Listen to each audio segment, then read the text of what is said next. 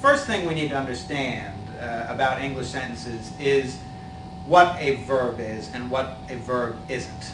That is, we have to be able to identify the verb in the sentence, otherwise we can't really talk about anything else that's going on in the sentence.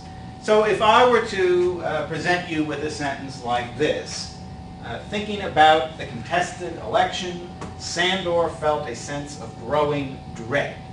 And if I were to ask you to identify what the verb or verbs are here, I can almost guarantee, if I were to ask a group of people what they think the verbs are, that some people would identify that, some people would identify that, growing, some people would look at contested, say that sounds like a verb, somebody would say felt,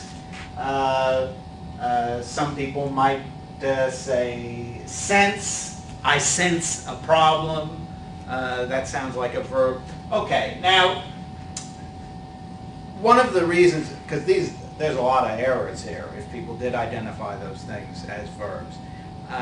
In fact, I'll give it away right now. There's only one verb here, and it is felt. Felt is a verb, and nothing else in this sentence is a verb.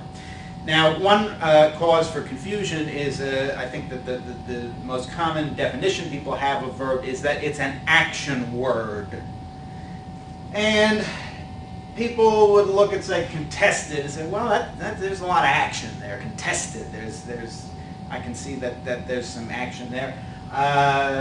Feeling, felt, well, that's some action, but actually contested seems to have more action than felt. I mean, felt, that's kind of, how much action is there?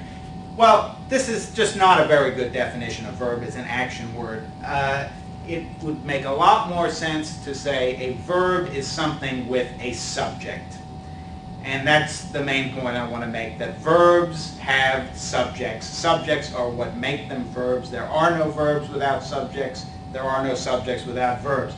And a subject and a verb can always stand together as a mini sentence. They could be a sentence. So Sandor is the subject of felt. Who did the feeling? Sandor did the feeling. Sandor felt. Now there are no other subject-verb combinations in this sentence. Well, you might say, well, thinking. Thinking. Who's doing the thinking? Sandor's doing the thinking. Isn't that a subject-verb combination? But you can't say Sandor thinking. That's not English. Sandor thinking. What is Sandor doing? Sandor thinking. That's not English. Now Sandor is thinking. If that were a sentence, then indeed the verb is 2 words long there, and it is thinking. And that would be an example of a verb there. Sandor is thinking. But none of these other things have subjects. Thinking, Sandor thinking.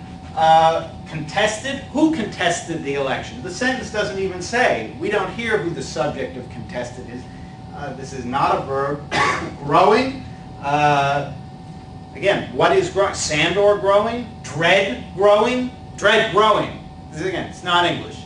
So, keep in mind that a verb is something with a subject. That is what makes it a verb. And this is why, basically, except for commands, the shortest sentences in English are 2 words long. And the 2 words are a subject and a verb. For example, Sandor wept. That is about as short a sentence as you can have. The subject and the verb. Verbs have subjects. That's what makes them verbs.